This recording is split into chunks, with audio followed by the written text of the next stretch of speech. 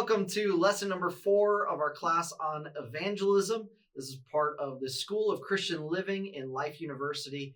And today we're going to jump in very quickly into the modern methods of evangelism. These are different methods that are used in the recent past, but also still used in evangelism today. We have 16 of these that I'm going to be teaching as quickly as possible, but you might want to take notes as we're running through this. I do want to make a disclaimer here at the start. We're going to talk about 16. We're not going to be using all 16 in our own lives. I wouldn't even recommend some of these. We're going to talk about some of the flaws in some of these approaches. But I think that it's important for us to learn a breadth of information so that we can learn how to really do this in the most effective way for us personally. Because there may be a method on here that I don't like, but may be beautiful or perfect in your life. And I don't want to discredit that. So that's what we're going to do. We're jumping in. Number 1, no surprise here, open air preaching. This is the first method of evangelism that is still in use today. We talked about it a lot in the last lesson. But open air preaching wasn't just what Jesus modeled or what the disciples did or what the early church did. It's still being done today. In fact, it became very popular in the 19th and 20th century with people like Billy Sunday and Billy Graham. Right? And John Wesley, the founder of the Methodist movement, said this about open air preaching. He said, "I am well assured that I did far more good to my Lincolnshire parishioners by preaching 3 days on my father's tomb than I did by preaching 3 years in his pulpit. To this day, field preaching is a cross to me, but I know my commission and I see no other way of preaching the gospel to every creature." John Wesley was convinced that the most effective way he could communicate to the gospel to people that wouldn't come into the church building was by preaching in the streets, preaching in the fields, preaching in the open air. In fact, right here in Chicagoland, there's a famous preacher, D.L. Moody, who in the 1860s would preach to the people walking by the steps of the courthouse. So people in Chicago on their way to work or on the way home from work would pass by, and he would preach the gospel to them from those steps. I will say, though, that open air preaching is not for the faint of heart. There's a lot of open air preachers throughout history that have said that preaching to large crowds often causes preachers to be abused in different ways. And I read a study that said, or a biography that said that typically they're abused by having objects thrown at them, such as rotting vegetables, and catch this, unsanitary liquids of many varieties. I have no idea what that is, but that sounds disgusting. And there, not only is there some dangers to open air preaching, I think there's some strong negatives to open air preaching today. It does seem to invite confrontation because you're standing and you're shouting. It invites a confrontation that really ends up benefiting nobody. It's also the method that's used that's abused, I would say, by some spiritually unhealthy individuals who seem to be a little bit too happy to tell people that they're going to hell. And so there's a danger there. And I think you can think of some of the organizations and some of the churches, some of the people that may be abusing this in that way. I do believe, though, that when open air preaching is done with love and with grace, it can still be an effective tool today. You will see that it is most effective in other countries, such as Africa or other continents, in Africa or in South America. In both places, we see open air preaching and powerful crusades still making an impact today. I had a little bit of a taste with this kind of open air preaching in Mexico. We did a lot of creative evangelism. We're going to talk about in a moment. But in order to get to that place, we would ride a public bus. And we would preach the gospel on the bus because it was a captive audience. What are they going to do? Jump out of the bus? And so for right or wrong, positive or negative, successful or not, we would preach the gospel on these buses to whoever would listen. And there were moments where you got to pray with somebody, encourage somebody. And so it was great. It was awesome. And then number 2 is evangelizing through sermons. Another obvious way that evangelism takes place. And really that onus is on me or as on the other preacher. who's on the stage. And so many churches will close their messages with a gospel presentation. or what we'd call an altar call, where we're inviting people to give their lives to Christ. I will say I have mixed emotions about this. Yes, it's vital. Yes, it's important. It's something that I try to do at the close of every one of my messages. I say try because I don't always hit the mark. There's times when I feel like it's just not appropriate for the message that I'm delivering or what we're talking about, or the message is really geared towards this other thing, and I really, if I can only get people to do one thing, it needs to be something else.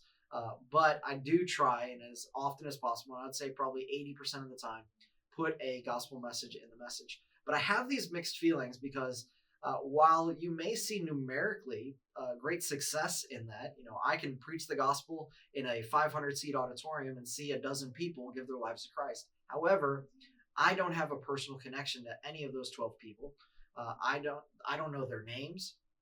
And so we invite them to make a connection. We have multiple ways to do that via texting, so they don't even have to talk to anybody. But we also have ways for them to talk with somebody. And the problem is, if we get 12 people that pray the prayer with me, I may have 2 people that connect with us in some way, and only 1 person that follows through on that connection. So while it can be exciting to see the large numbers at Easter time, we'll do a gospel presentation and we'll see hundreds of people give their lives to Christ. And then a month later, how many of those people do we even know their name? How many of them are still attending church? How many of them have really made a true decision for Christ? And so I do think that more effective than me leading somebody to Christ on a stage on Sunday is you leading somebody to Christ in your living room on Tuesday. I think your method is going to be way more effective than mine. But I view mine as kind of the safety net. There's a lot of people will talk about this in a little bit, that invitation is really their way of evangelizing, bring them to church. And so I want to do my job to present the gospel in as clear a way as possible for the friend that you brought in.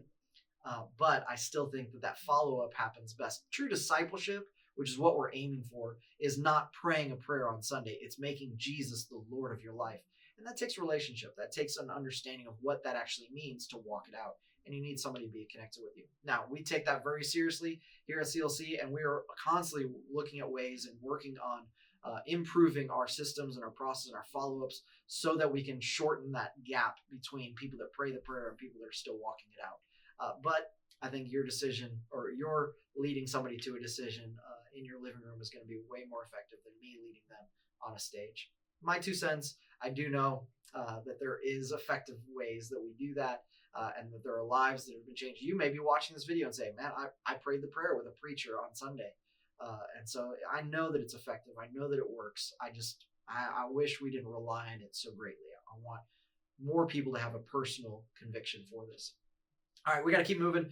Number 3 is trickle-down evangelism. You may never have heard about this. It may not even be phrased that way in your circles, but the idea is basically you aim to evangelize somebody in authority, somebody that is a decision maker or an influencer, in the hopes that it will trickle down to the people that they influence. So if you can win somebody that influences 100 people, if you can win them to Christ, now they have influence over those 100 already. And so now, instead of just influencing 1, you get to influence 101, right? And so it's just the return on investment. And we see this happen a lot throughout the world. I heard a story of a country where the head of the Air Force of that country got saved. And he began introducing Christianity and Christian doctrine to all of his cadets, and in the way that he led his training programs and in the soldiers that were under his care. And so winning that 1 person for Christ made a huge impact. Heard another story where a young boy was the only one in his class that gave his life to Christ in a moment. But he grew up to be a person of great influence. And through that 1 person, now hundreds of thousands of people have heard the gospel. And so you really want to get those people of influence, because they can use that influence for Christ. That's trickle-down evangelism. Then there's door-to-door preaching. Another obvious one. You go from door to door and preach the gospel. And this is made famous by non-Christian groups like the Jehovah's Witnesses or the Mormons, who are famous for this tactic in spreading their beliefs. But it isn't exclusive to them. There's a lot of local churches here in the United States and worldwide that use this approach to evangelism. There's one organization in particular called Every Home for Christ. I don't know if you've heard about them before, but they have now been going door to door preaching in almost, oh man, I can't remember the number of countries off the top of my head, but they started in the 1950s. And they've actually gone to over 2 billion homes in all these countries that they're a part of. And they've seen 250 million decisions for Christ out of those 2 billion homes that they visited. It's a pretty amazing thing. I got to see them in action a few years ago when we were in Siberia. The local church that we work with there houses the regional director for Every Home for Christ for that region, and got to talk with him about their methods and their successes and their stories, and it's a brilliant thing. It's even something that we've adopted here at CLC in various moments in our past, usually in conjunction with something else. So like at our Blue Island campus, we used to do door-to-door evangelism with prayer and with outreach. So we'd go into a community, knock on a door, ask if we could pray for the person or if there's anything that we could do to serve them. And that was our way of bringing the gospel door to door. Number 5 is lifestyle evangelism. This is the idea that my life is going to be the example. The proof text that a lot of lifestyle evangelists will use is Matthew 5:16, that says, "In the same way, you should be a light for other people. Live so that they will see the good things that you do and praise your Father in heaven." And so supporters of this will often say, hey, Jesus drew people to God by showing them kindness and performing good deeds, right? It was lifestyle evangelism. I think my problem is that a lot of Christians have taken the quote, and it's a brilliant quote when taken in context, that says, "Preach the gospel at all times. When necessary, use words." The problem is too many Christians have taken that quote and interpreted it to say, well, I've just never found it necessary to use words. And I think that just doesn't work. It's too far from our intended methods, our intended approach. And they've just taken that quote too far. I think that lifestyle evangelism should be a part of every other method of evangelism that you use. Lifestyle evangelism should be a part of it. Don't talk the talk if you can't walk the walk, okay? You've got to be living this thing out. But I also strongly believe that lifestyle evangelism by itself is mostly useless, okay? Romans 10:14 tells us, before people can pray to the Lord for help, they must believe in him. And before they can believe in the Lord, they must hear about him. And for anyone to hear about the Lord, someone must tell them. And you and I, we get to be that someone. But if you never tell them, you're missing the point. Lifestyle evangelism is not your easy way out of true evangelism, but it should be added to every approach to evangelism. I'm a little harsh on that, but only because I'm trying to bring balance to it. I think that there are good aspects to lifestyle evangelism, and yes, it's necessary. It just can't be all alone. Okay. Number 6 is friendship evangelism or relationship evangelism. Now, this is not to be mistaken for relational or personal evangelism. We're going to talk about that last. It's actually number 16 for us. This is ship evangelism. That was my risky phrase of the day. Okay, relationships, friendships, the ship evangelism. And it's similar to that lifestyle evangelism where friendship is really the starting point, but the real goal of that friendship is to present the gospel. It's just making a friend so you can tell them the gospel, which seems very manipulative. And so I'm not a huge fan of this approach either. I think if you're making a friend, you should be making a friend to make a friend, to bless that person's life, not simply to give them the gospel and then cut and run. The corruption of this method is missionary dating. Have you ever heard of missionary dating? It's also referred to, or at least I call it, flirt to convert. And you may be laughing while you're watching this right now, but I literally know individuals that this was their method. My own uncle was a flirt to convert master, apparently. When he was growing up, he was constantly bringing a new girl to the church every week to convert them. And they were just thinking they're going on a date. It's not healthy, not a good way to go. All right, number 7 is creative evangelism. This one is a lot of fun because in creative evangelism, you're using the arts like music and visual art and drama or film to present the gospel. The Campus Crusade for Christ is very successful with this. They distribute a film called the Jesus Film. and it's a presentation of the life of Jesus. It's translated it into 80 different languages. It's been viewed by about 1 billion people.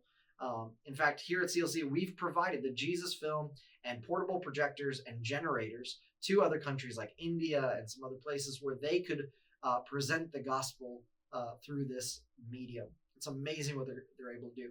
Another CLC missionary partner, One Hope, their creative approach to bringing the Bible to kids is absolutely incredible. They have a whole R&D department where they're just coming up with creative ways to bring the gospel to specific people groups in specific countries. And I've seen them use films. I've seen them use apps. The Bible app for kids is made by One Hope. I've seen them use comic book style. They've done trading cards. Like I can trade like baseball card style, but I can trade you a Paul for a Peter. And it's got that person's like Bible stats, almost like baseball stats on it. But there's some countries that were just really big into trading cards. And so they adopted this method and they were able to preach the gospel through baseball cards, right? How awesome is that? In fact, One Hope has now reached over 2 billion children with the gospel through some of these creative means. I've had a lot of personal experience with creative evangelism in my life. When I was living in Mexico, I was chosen to play Jesus because they wanted the white guy to be Jesus, which I feel like the Mexicans looked a little bit more like what Jesus would have looked like than I do. But, they chose me to be Jesus for a production called Heaven's Gates and Hell's Flames. That was just a very big dramatization of the realities of eternity and hell. And there's some scary moments that draw people in, but it presents the gospel. And we saw countless salvations through that production. An even bigger production I got to be a part of was in Colorado Springs called The Thorn. And actually, you can look this up. They actually recorded it last year and like a movie style of it. And it's out for distribution right now. But it's called The Thorn. And the cast, while I was a part of it for a couple of years, the cast was about 5,000 people. And I don't know how many million people ended up seeing it throughout its lifespan there at the church in Colorado. But it was absolutely incredible to be a part of. And every night the gospel was presented so clearly, and there was decisions for Christ every single time we did the performance. It was amazing. And then I did a lot of this as an intern in missions trips as a teenager, all up into my early 20s. Where we would do dramas on the streets to draw a crowd, attract people in. We'd do dances and songs, and you've never seen a crowd gather as quickly as when they see this white boy trying to dance. It brought a lot of laughter and joy into the room as well. But we used a lot of creative methods to draw the crowd so that we could present the gospel to them. I love creative evangelism. When it's done well, there's also ways that you can take this and corrupt it. And do some not so biblical things in your aspirations for creativity.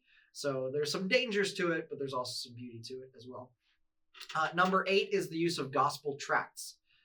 Obviously, gospel tracts would be that small little leaflet or kind of a booklet that presents the gospel in just a couple of pages, maybe even just one page. It's typically printed on a small piece of paper that's easy to pass out. There's an estimate. The estimation is that there are 5 billion Christian tracts distributed every year.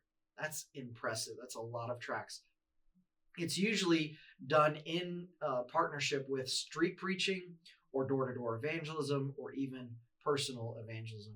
And a lot of evangelists will really attest to how effective a gospel tract is, because after you present the gospel, they still have that piece of paper. So even if they didn't have a decision right then and there, you don't know how many of those people will actually keep that piece of paper and make a decision at a later time. Some, sure, throw it in the trash, but I think a lot hold on to it for a while. I would just say you are not allowed, if you are a member of CLC, I would say this for anybody, but if you're a part of our church, you are not allowed to leave a gospel tract as a tip unless you give 40% of a tip. Okay? Tip 40%, and then you have my permission to leave a gospel tract. Because we don't want them connecting the gospel and Christians and Jesus and our church with cheap, poor, broke, rude, mean people, right? Be generous and then add a gospel tract on top of it so they connect the goodness to the goodness, not the bad to the good, right? Make sense? All right. That's my soapbox moment for gospel tracts. There is a supersized version of gospel tracts, which is number 9, and that is tract bombing. Tract bombing is when you distribute tracts in mass. You just blanket an area. Instead of it being about pointing it in the hands of one person, you're just trying to distribute it all over the area. A couple of examples of that. The church that we partner with in Mexico, I lived there for a year. The Center of Faith, Hope, and Love was actually founded. It was started by a missionary named Danny Ost. And Danny Ost learned how to fly a plane, and he would fly through the mountains of Mexico, and he would just dump gospel tracts throughout the mountainside to all of these villages. And then he would land the plane and hike into those places and talk to them about what he had distributed. But he distributed these tracts all over Mexico to the point where it became extremely famous for that. And now there are Center of Faith, Hope, and Love churches all over Mexico. So if you ever want to go on a missions trip to Mexico, let me know. And wherever you want to go in Mexico, we've got a church that we partner with there that we can connect you with. What's really neat about it is after he died in Mexico, where he's buried in Mexico City, in one of the largest cemeteries in the world, I think, it actually becomes there's buses that run through the cemetery because it's so large that it's actually part of the bus system. And so at his graveside, there is a giant cross that says Solo Jesus Salva, only Jesus saves. And at the base of the cross is a box with gospel tracts in it. And now Danny Ost's grave is a popular bus stop. So you can get on the bus going through the cemetery and tell the bus driver, drop me off at the only Jesus saves cross. How amazing is that? That even in his death, he's presenting the gospel to people and evangelizing. I think that's a beautiful thing. My own personal experience with tract bombing is I wish I could have time to just sit down and talk to you about my time in China, where we would smuggle in gospel tracts in groups of 4. They would give us a manila envelope with the names of some cities written in Chinese. So we had no idea where we were going. We just had an envelope and bags filled with tracts that we had smuggled in. We'd go to a bus station, hold up the sign until we got on the right bus to take us to that city. We'd ride the cheapest buses possible because the windows open on the cheap buses. And so 4 of us would be on the bus. One person would be sleeping. One person would be our lookout. And one person would be discreetly folding the tracts in their bag and attaching rubber bands to make them easier to throw. And then person number 4 got to ride in the window seat with an arm out of the bus. And you'd have to be very careful to watch when the bus driver wasn't looking in the mirrors. And you could throw the gospel tracts along pathways where people were walking. And just real quick, one of the moments that I'll never forget, there was a family walking down the street, husband, wife, a couple of kids, and a couple other men. And I threw the tract, and it was like the Holy Spirit just guided. I've never thrown anything as well as I did that day. And it flew, and it hit him in the shoe, at the top of the shoe, as he was taking a step. And I got to watch in the back, in the rear view, or not rear view, but in the back window. I got to watch as this man bent down, picked up the tract, took off the rubber band, and opened it as his family gathered around him to read the gospel. And that was just in a country where I can't just go up to somebody and preach them the gospel, to be able to see him receive it, whether he did anything with it or not, I will never know, or I won't know until heaven. But in that moment, man, it felt so good to be able to say that guy got the gospel. And so we would get to a city, and then we would explore. We'd find where the people populated, and then in the middle of the night, when everybody's asleep, we would go and we would bomb the area with tracts, putting them all over businesses and places, and then we'd be on another bus heading out of the city when everybody was waking up in the morning. Tons of fun. Got a million stories I can tell you about that, but we're running out of time. That's number 9. Number 10 is radio evangelism. I'm just going to totally skip this to save us time. Radio evangelism, something that happened really popular when radio just came out. Still kind of used a little bit today, especially in some other countries. There's some radio broadcasts that are reaching incredible numbers of people. I will just say one thing that's really funny to me. In Yemen, the country is 97% Muslim, but 10% of the population listen to Christian radio. Try and do the math on that one. 97% Muslim, 10% are listening to Christian radio on a regular basis. I love it. I think it's awesome. Radio evangelism can work. Number 11, we'll do this one quickly as well, is televangelism. It's obviously using television to present the gospel. When it first started, it was brilliant. It was beautiful. There were people that had never heard the gospel before that were able to receive from it. Problem is, it has been so corrupted since those days that now the only people that watch televangelism are people that are looking for a laugh or believers who have been deceived. And so I hate to say it that way, but there's just a lot of corruption, a lot of non-biblical things that happen on televangelism broadcasts. Now, there's some good out there too. I don't want to just throw out the baby with the bathwater, but in large part, televangelism is really not effective in reaching the lost. It may be an encouragement to some believers here and there, but we also often have to come alongside behind and clean up some bad theology that's taught through that. So, as you can tell, I'm not a fan of televangelism. You're probably never going to see me as a TV preacher for that reason. But there is some benefit, there is some good that comes from it, so I don't want to just completely trash it. Number 12, this is one that you really should be paying attention to now, is internet evangelism. And obviously this is using the internet to preach the gospel. And man, never in the history of mankind has the gospel been able to go as far or as fast as it can today thanks to the internet. In fact, the Pew Research Center did a study several years ago that said nearly 2/3 of online Americans use the internet for faith-related reasons. 2/3. That's about 82 million Americans who use the internet for religious purposes. And so that could be a website that teaches apologetics or Christian beliefs. That could be a podcast that features discussions about Christianity or salvation. It could be blogs or vlogs describing someone's personal walk with Christ or their conversion. It could be YouTube videos teaching Christian doctrine or social media posts that are pointing people towards God. The internet, don't get me wrong, the internet can be an ugly, dangerous place, but it also creates an incredible opportunity to present the gospel faster and further than ever before. I would say internet evangelism can be an incredible tool for you to use to reach the gospel. We had somebody in our church a while back where every time they came to the church, they would check in on Facebook. That's all they did. They just checked in on Facebook, took a picture, checked in. And for 2 years they had been doing that. And a friend of theirs, kind of not even a friend, but like a fringe friend, somebody like a mutual acquaintance that happened to be on their friends list, had seen them doing that. And when they went through a difficulty in their life, they went through a challenging moment, they said, I need to find God. I need God in this moment. I don't know what that looks like. I don't know what that means, but I seem to remember this person that was always posting about their church. Let me find out where that church is. And that person was able to find the hope that they needed because of checking in on Facebook. I used to, and I'm trying to get back into it. I need to get back into it. But I used to do an Instagram reel every week of me just reading a Bible passage and explaining it, applying it to somebody's life. 60 to 90 seconds. That's all it was. But we saw some really interesting conversations come about from that with atheists, even with some Muslims that really wanted to argue and debate, but we were able to have beautiful conversations about the gospel through that method. And so I highly recommend you looking into how can I use the gospel or how can I use the internet to preach the gospel. Now, that won't always just be as simple as, well, I'm just going to post a verse every day and then somebody's going to magically get saved. No, maybe not. But you can be creative with it. You can be very intentional with what you're posting, what you're doing.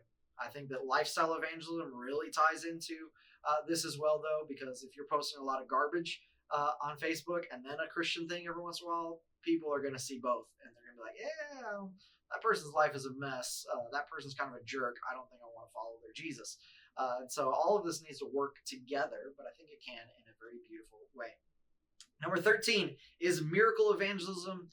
And this is really a charismatic approach to evangelism. Where someone will offer to pray for a stranger that needs healing. Once that miracle takes place, then they can present the gospel. It's, you've got a limp. Let me pray for your healing. Oh, you're healed. Here's how that happened. It's not me. I'm not great. It's God that's doing that. And there's some amazing people in Chicagoland, even some amazing people right here at CLC that are doing this on a regular basis. And it's really cool to see. It's not an area that I've been used in, but I would definitely be open to it because I think it's hard to argue with healing that takes place in your life. And then to kind of connect to this, another form of very charismatic evangelism would be prophetic evangelism. That's where you get a prophetic word for a stranger that often is really it's something that they don't want people to know, or they don't think anybody knows, or sometimes it's just somebody has just had a really bad day and they're just saying, God, I wish you were real because this is so awful. And then all of a sudden, this prophet evangelist comes up and says, "Hey, I just want you to know that God hears you and God sees you, and God knows you're here. God knows the hardship that you're going through. And I'm here to tell you today that He loves you, and it's going to be okay." Right, man, that moment, like if you're broken and you're hurting and then some stranger shows up and tells you exactly what you need. I mean, this is what we see Jesus do with the woman at the well. This prophetic evangelism takes place. It can be an absolutely beautiful thing. Another connection to this is number 15 is treasure hunts. And it's funny. I think a lot of people probably have a different name for this. Treasure hunt is the thing that makes sense to me. But this is where you get with a small group of people, gather in one place, and you pray. And you're asking the Holy Spirit, show us where we're supposed to go and who we're supposed to talk to. There's a soul out there. There's a treasure out there that we know you want to see come into your kingdom. And so speak to us. Give us clues. Give us insight into where we're supposed to go, who we're supposed to pray for or witness to. And the group will pray. And then often somebody in the group will get a prophetic word or vision from God, or say, "Hey, I think we're supposed to go to the mall, and there's going to be somebody with a cane, and we're supposed to go and pray for the person with the cane at the mall." And so they go, and this is the great thing about this is it's easily quantifiable. It's easy to see if it was really God or not, because you show up at the mall and somebody walks by with a cane. It's like, whoa, that's a powerful moment. And then you're able to go to them and even tell them in that moment, "Hey, I'm here simply because God told me that you're here. And God wants you to know how much He loves you." And it just can be a beautiful thing. So that's treasure hunts. All right. Closing with number 16, and that is personal or relational evangelism. Sometimes we call that one-on-one or personal work evangelism.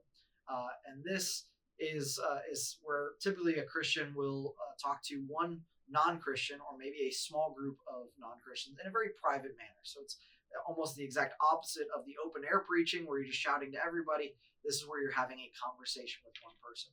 And this is what breaks my heart. Sadly, the Christian church in America has been declining in the personal conviction for personal evangelism over the last few decades.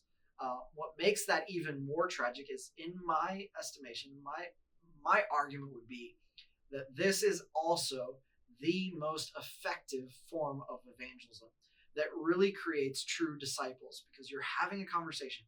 You can answer questions. You can take your time with it. You can get their number, their email. You can follow up with them. You can become friends, or maybe you already are friends, and now you can be their mentor. You can be the one that understands things a little bit deeper and better, and you can answer questions and guide them and mentor them and disciple them as they become a disciple themselves. It's a beautiful relationship that can happen that creates what I think is more disciples instead of just more nominal Christians or more just people that prayed a prayer one time. I really strongly believe in the conviction of personal relational evangelism. And so I want to teach you really quickly 5 styles of personal evangelism, because there's different approaches to this one method. And I really think a healthy church community should have all 5 styles represented. Style number 1 is the direct approach. This is people that just get straight to the point. You see a stranger, you walk up to him. "Hey, what's your name?" "My name's Brent. Nice to meet you. Jesus died for your sins. Let's talk about that." Right? "Do you know where you're going to go to hell?" Do you know where you're going to go to hell? "Do you know where you're going to go to when you die?" Right? Like just being so direct with your evangelistic message with them. You have to be careful with that, not to be a bully, not to be confrontational, not to just be so overbearing on somebody. But I think that there's some people that are direct, and it's a beautiful thing. The confidence that they have in order to do that is beautiful. Second style would be intellectual.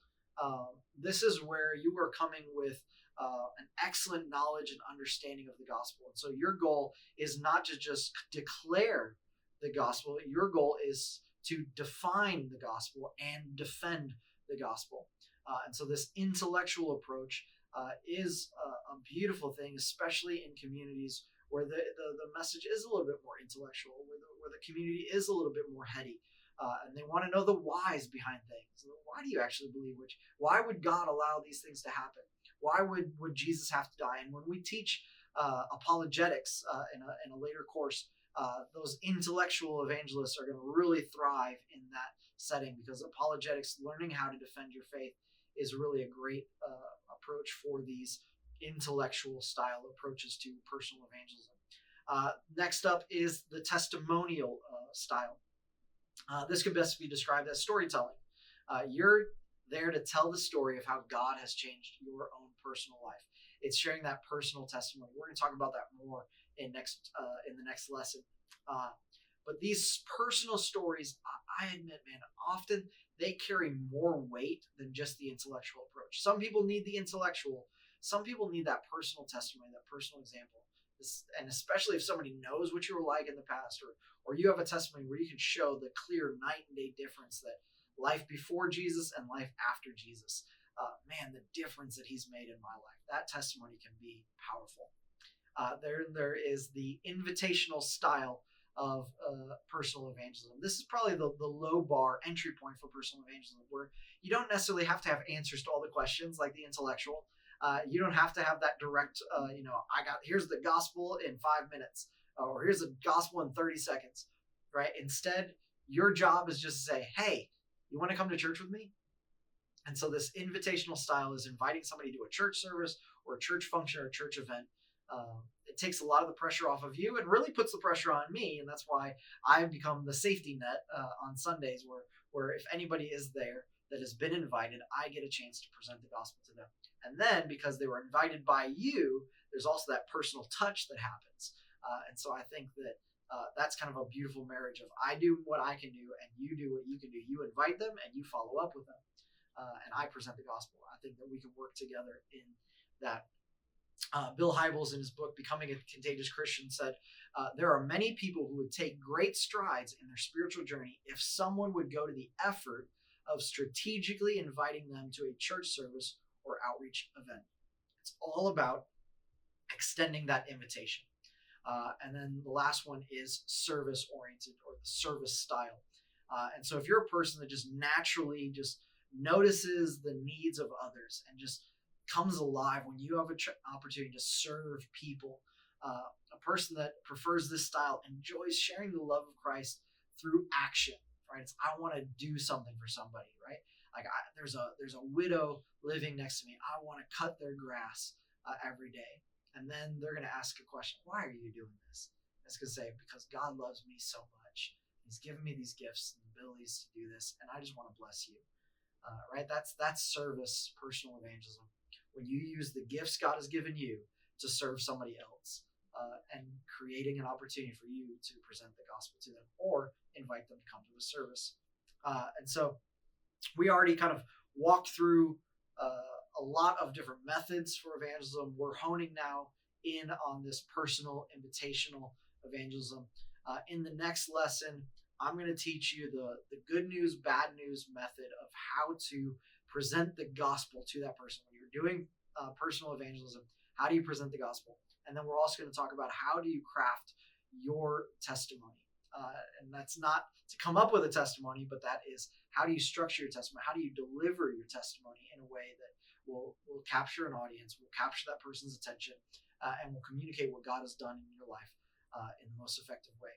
And so we're going to look at that all in the next lesson. Hope to see you there. God bless.